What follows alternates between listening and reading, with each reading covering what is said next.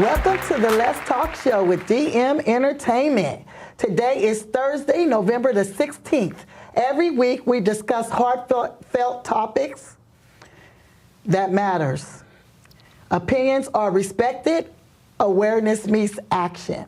We're not just discussing. We're connecting, educating, and celebrating here in Fresno and Clovis areas, local and all around talent. We'd like to thank you for tuning in today.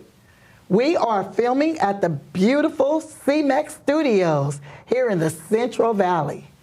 Let me introduce my co-hosts for today. Beautiful Lilly Pancotti. Hello. And beautiful Cicely. Hello. Hollins. Hi, everybody. All right. So, we've been on a little vacation because we're getting prepared for our season 2. So, it's been kind of boring at the house. It's been kind of boring.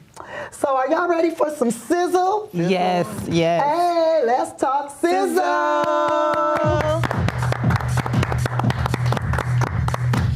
All right. So today, I was kicking back and relaxing, and I seen something on TV that really caught my eye. It was an attacker of Nancy Pelosi's husband had been finally found guilty. Let's watch the clip. Guilty. That's the verdict handed down today in the federal trial of David DePape, the man who brutally attacked Nancy Pelosi's husband inside the former speaker's home. NBC Bay Area's Christy Smith was in the courtroom when the verdict was announced. She shows us what comes next, including another trial. It took a jury about 8 hours to reach a verdict, finding David DePape guilty on 2 counts linked to the violent attack on Paul Pelosi, Congresswoman Nancy Pelosi's husband, at the couple's San Francisco home. Experts say video of the attack made the case particularly strong. Well, the evidence was very, very strong.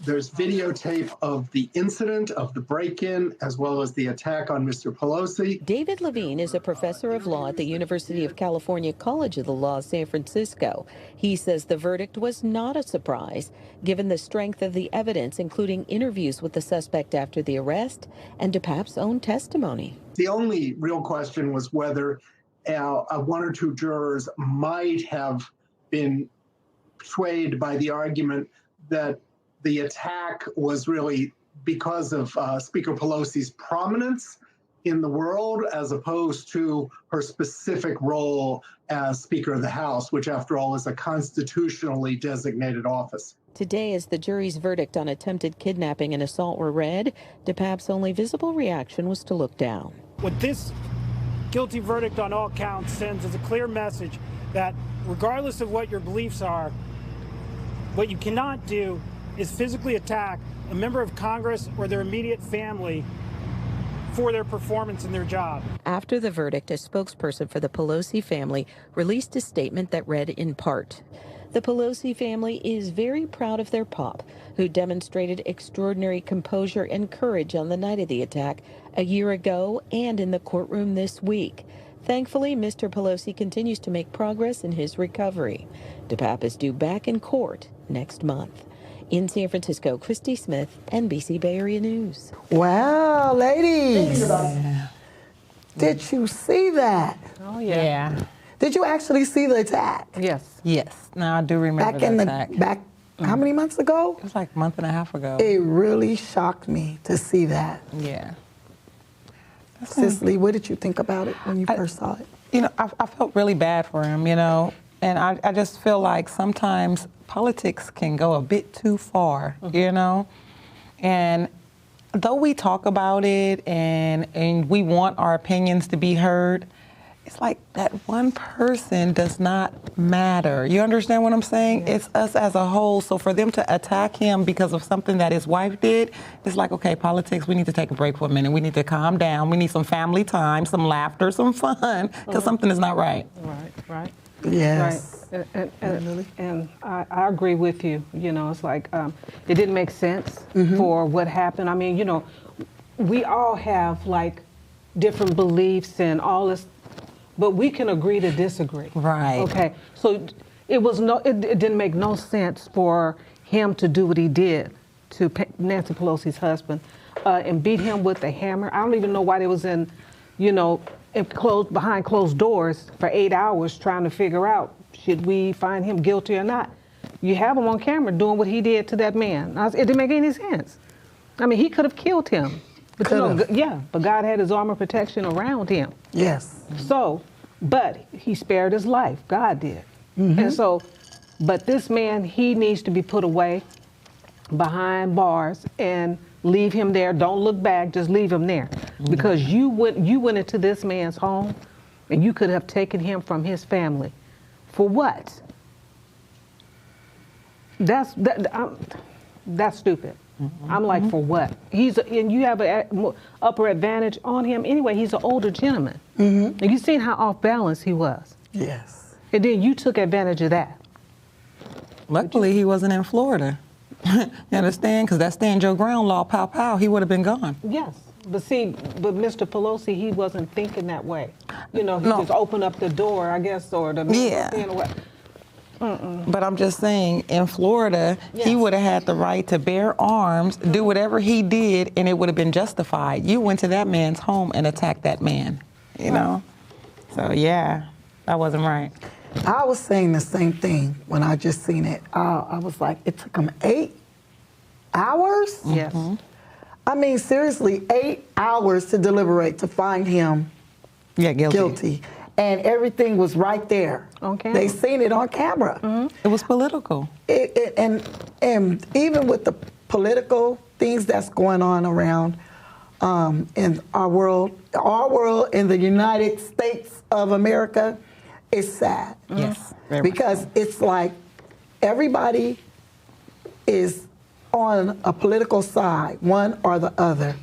And when they see wrong things being done, they still be in agreement with it.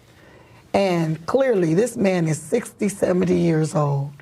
Why would you break in there to go hurt that poor man? That man don't have anything to do with his wife. Right. And what she's doing, and she eventually stepped down because I'm sure she is her husband's, her family, or to try to help her party, her party. And she thought about it. It's my husband. My family means more to me than next time he might not be so lucky. Yeah. Right. So I tell you, we have to do better as a country. We have to do better because even though we have different political parties, we still need to look at what's right and what's wrong. Right. And we need to stick together on that note instead of, oh, I'm a Democrat or I'm a Republican. So if the Republicans do it, they right. Even if it is wrong as far as the Democrats also. Right. So that's something that we need to think about because we have to have our if these things continue, we won't even be safe, period, to even go outside anymore. Even if you apply for any kind of political position. Yeah. I agree. So this is our Thanksgiving special segment of Let's Talk. So you see we have eggnog. Yay. I love eggnog for the holidays. Yes. I am grateful for the eggnog. I'm grateful for family. Yes. I'm grateful for Thanksgiving and all the good food that comes along with it. So I know a lot of times during Thanksgiving, we all have recipes from our families, and we don't like to give those recipes out. Right. And usually, people die with them. And then we wonder why we go visit family members, and the food don't taste that good. So I was hoping today that we can at least give up at least one of our recipes to the world. Cicely, you have anything that you would like to give up? Well, you know what?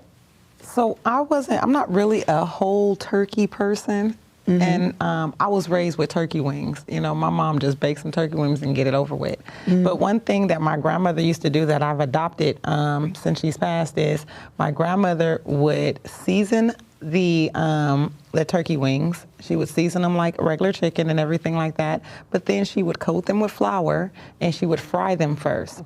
And then after she fried them and they got golden crisp, not cooked, but a nice pretty brown crust on them. She then took them and put them in the baking pan, added the water, put her little onion and bell pepper, whatever she wanted to put on there, and she put the foil on top and she put it in the oven. Now when she pulled it out the oven, the gravy was already there. Right. Wow, that sounds good, girl. You make me want some turkey legs. That's it. So y'all heard that? Tell them about it. How did she make it? One more time, so they won't forget. So you just take the turkey wings and you coat them in with seasoning like you would do regular chicken or your turkey, but then you coat them with the flour like you're frying chicken. You're actually frying the turkey, but you don't want to fry them too much to where they're cooking. You just want to get that golden crisp crust on them. Then you take them, put them in a baking pan, add some water to them, put the foil on top. If you want to add your onion and bell pepper, because I love onion and bell pepper, put your onion and bell pepper on top, cover them up, put them in the oven, and let them do their thing. You just need to go and check on them maybe twice, turn them over, make sure they cook real good, and that's it. Wow, that sounds good, though. What about you, Lily? I'm not telling. You can't tell us nothing? No sweets, no nothing? Yeah, there you go. I know what you can tell us. I need that sweet potato pie cheesecake. Yes. That's what tell us that one. Could you tell us a little bit how you Well, it's just like when you make your sweet potato pie. Okay. All your little seasonings, everything.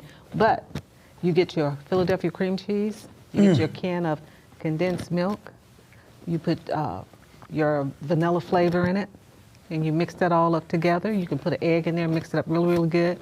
Then after you've made your sweet potato with your, your recipe with your sweet potatoes, and then you put your, pour the whipped cream, not the whipped cream, but you put the Cheese mix. The cheese mix all in it, and then you swirl it in there, and you bake it. So you bake the cream cheese? Yeah, with the pie. Oh, okay. Yes. So once you get finished with your sweet potato pie recipe, then you put in the Philadelphia cream cheese, and you mix it in it, and then you put it in there and bake it. Yeah. So what did you say? You put the Philadelphia cream cheese. Yes, you do your seasoning with your sweet potatoes first. Okay. And so you set that aside. Okay. Then you get your Philadelphia cream cheese. Then you add your condensed milk. Then you add your vanilla flavor. Okay. Then you add your eggs, and you mix all that up together. And then after you do that, you put your sweet potato mix in the pie Crust. Okay. Yes. And then you take your Philadelphia cream cheese, you pour that on top, and you kind of swirl it around in there. Just make it pretty. Just swirl it around. And then you put it in the oven and let it bake. Oh, wow. Yeah. Okay, how long you let it bake? Now, well, I don't even, you know what? I really don't even time it. I just go out for what visual. Okay. So visually, what do we need to look for? Well, like sweet potato, when it just gets like a really light, that light brownish looking, not burn up brown, but it's like a light brown on top, and the crust is brown. Okay, so the cheesecake is also inside with the sweet potato pie, so it's going to all cook together. Yes. Oh, I can't wait. That you could do it that way as well. Some people like to put it on the bottom, and then put the sweet potato on top. Some people do it that way. I like to swirl it. Oh. Yeah. Oh, well, that sounds good. And pumpkin pie lovers, you can do the same way. Same way. Okay. Well, I do have a recipe that I would like to share. Yes. It's called candy yams. I usually use the can. Okay. Okay, I do. I don't use the real sweet potatoes. I don't know why, because I think my aunt just copied off what my mom did. But the key to it is the sugar. You have to put enough sugar in sweet potatoes. Right. And after I put the sugar, I put my butter, I put my cinnamon, nutmeg, and I use all pure everything. I don't use nothing generic in my food. My grandmother them taught me that, my mom. We don't use no generic. Cinnamon, it has to be pure grounded cinnamon. Right. We don't use no, we use ground nutmeg. We use pure butter. Yes. Yes. Okay, grade A. Grade A. When you cook with pure, with ingredients, the flavor, the taste, everything is completely different than when you use generic. Right. I'm gonna tell you that. My Aunt Lorraine used to cook. I used to eat all the time. They did nothing but pure ingredients. Right. So that's one thing.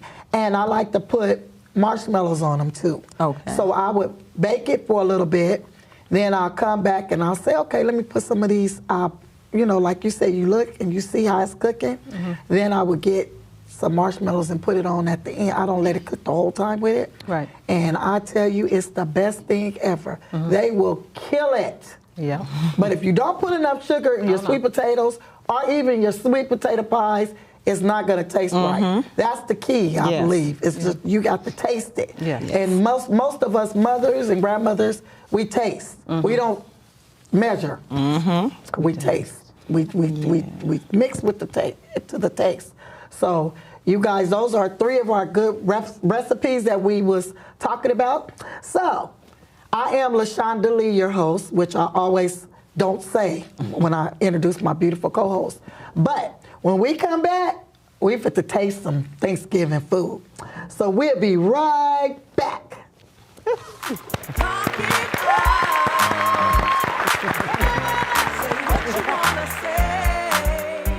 Welcome back. Guess what we doing right now? We trying some early Thanksgiving food. And let me tell you, it is the bomb. We got some honey baked ham. We have some Bowls flavor to go. The little chicken, I'm gonna show you. He put his flavor on his chicken and cooked it. And we have some garlic mashed potatoes. We have some macaroni salad. We have a couple of desserts, a lemon loaf. We have some brownies that's mixed with the chocolate and the vanilla. We also have some pecan pie, and we also have a lemon meringue cake. Pie. You know what? That sounds good. I can't wait to cut that lemon meringue pie. I'm eating this lemon loaf cake, so, okay. And tell me how it tastes to you, Cicely, the food that we eat. Okay. So these mashed potatoes is on point. They are. Oh my God, I don't know who made them, but they are so bomb. I can't stop eating them. Okay, that's Bob. Husband. They love the mashed potatoes. Yep, it's very, very good. It's garlic mashed potatoes. I ran out. You ran out. Oh, I ran out of potatoes. You ran out of potatoes. You want some more? Oh, we should have got more. There's no more. No, it's no more. They made them all. My host should have got all. And my ham is delicious. Very much so. Oh, this honey baked ham is good. And all you have to do is you just buy it and leave it out, and it'll come to room temperature. It's already fully cooked, but I know some people like theirs hot, like me.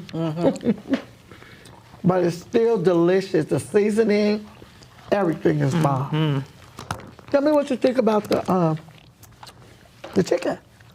So I have not quite tasted the chicken yet, but I will do that right now. It's delicious. Is it? Yeah. Okay.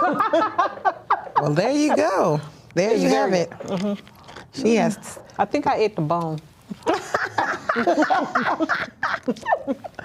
hear that, Mr. Lee? I got a little dog in me. I'm weak. Oh, here we go.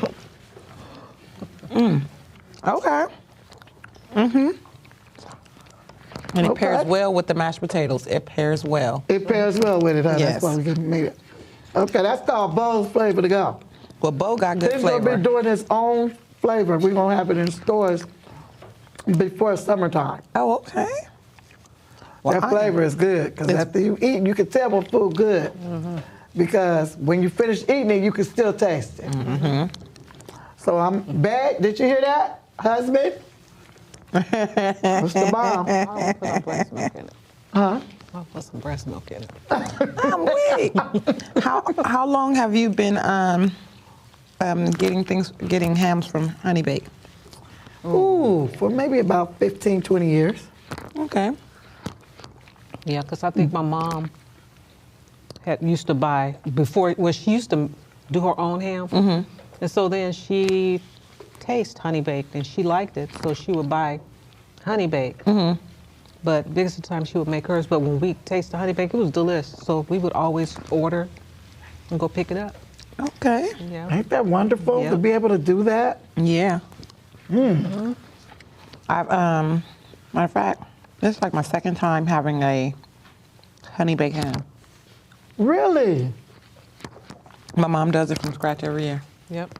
Does she? She does her own glaze, everything from Yep. scratch every year. So we never really went to honey bake. But it tastes good. It tastes really good. You know, I do my own ham too, but I like to do the bone-in ham. Right.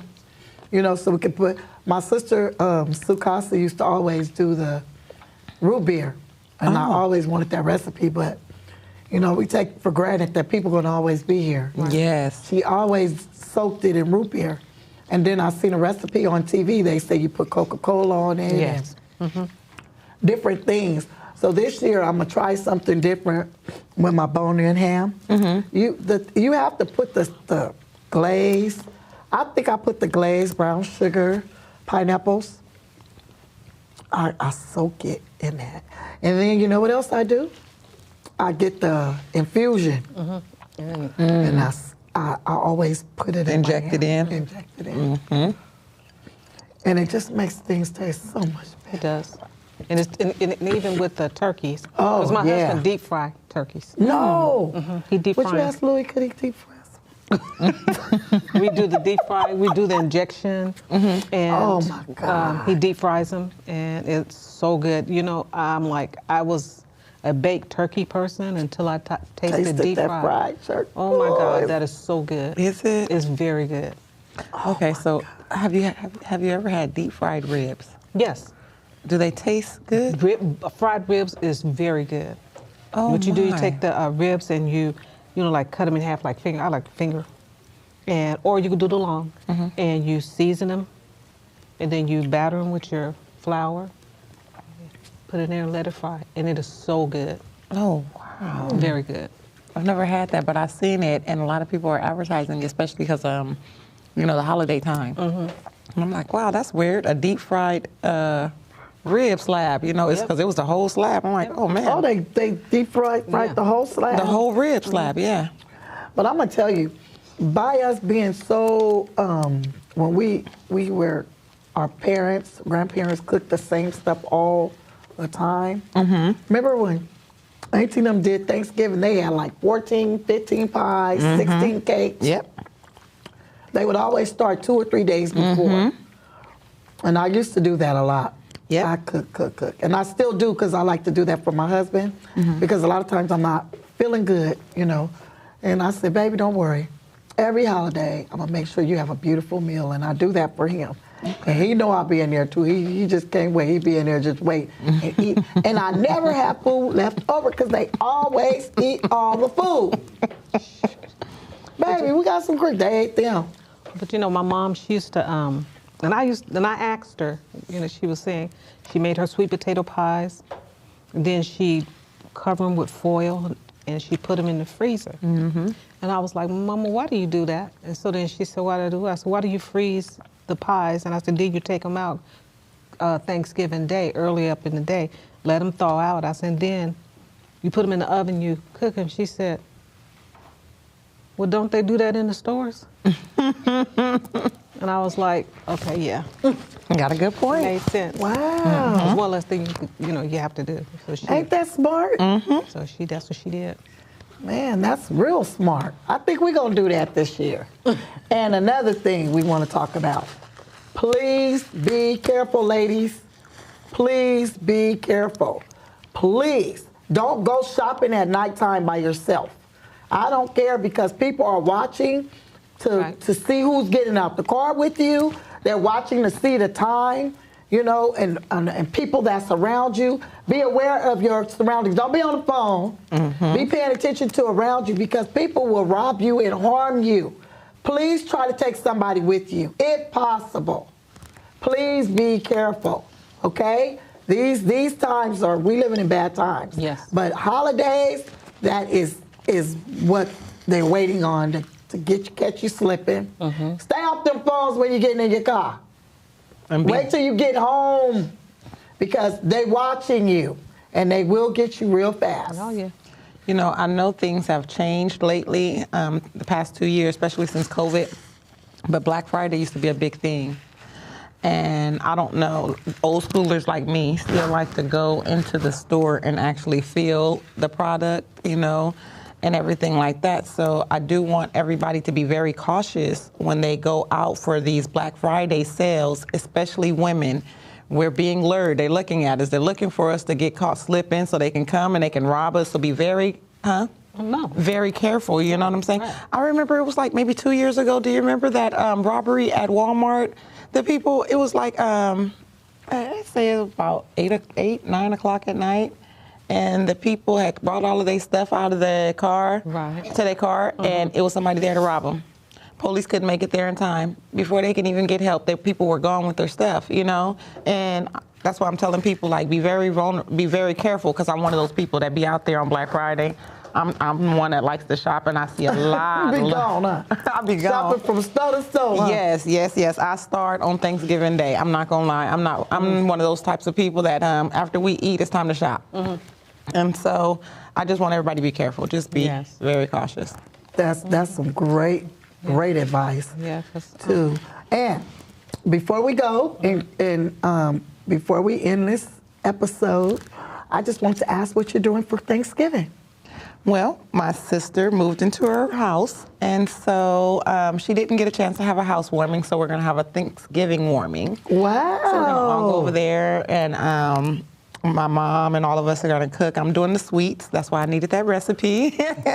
So we're going to cook and celebrate her getting her home. And she also graduated from school.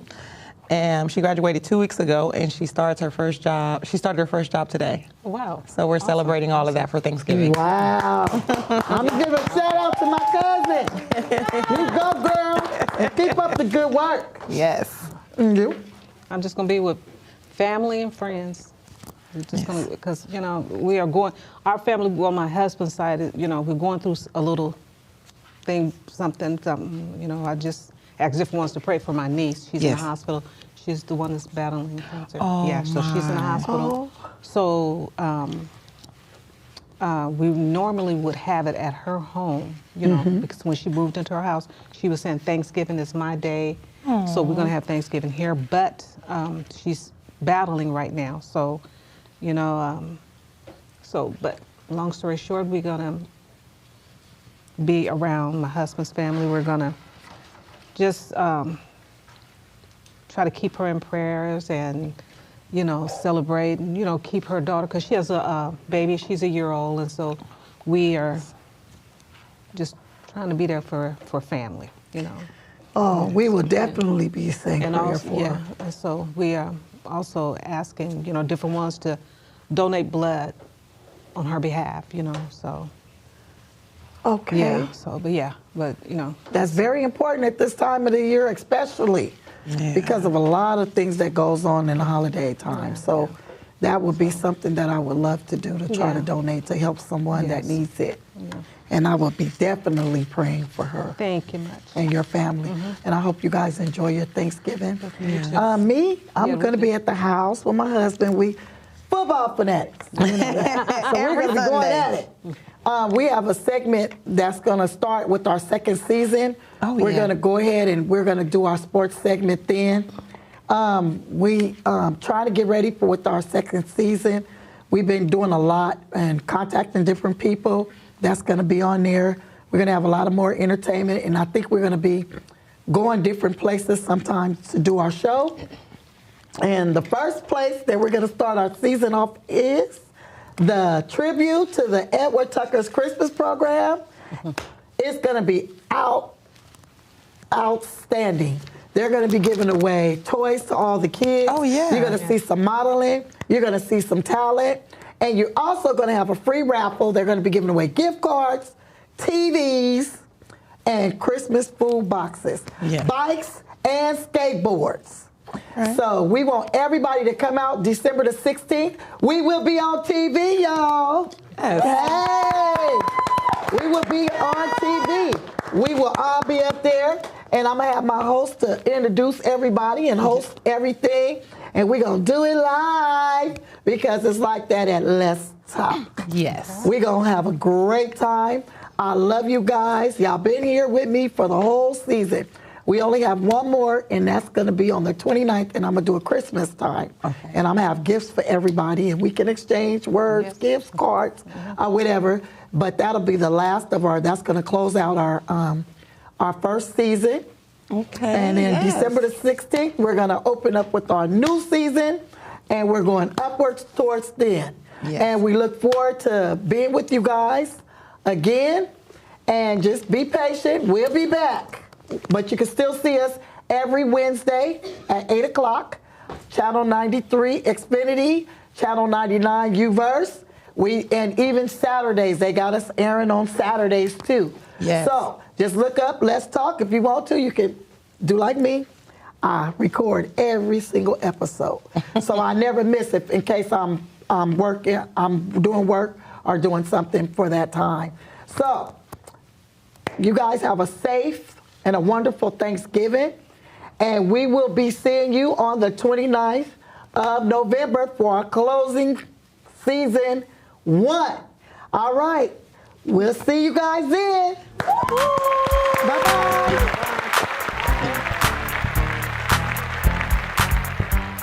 Let's talk whatever you've been through. 'Cause your love will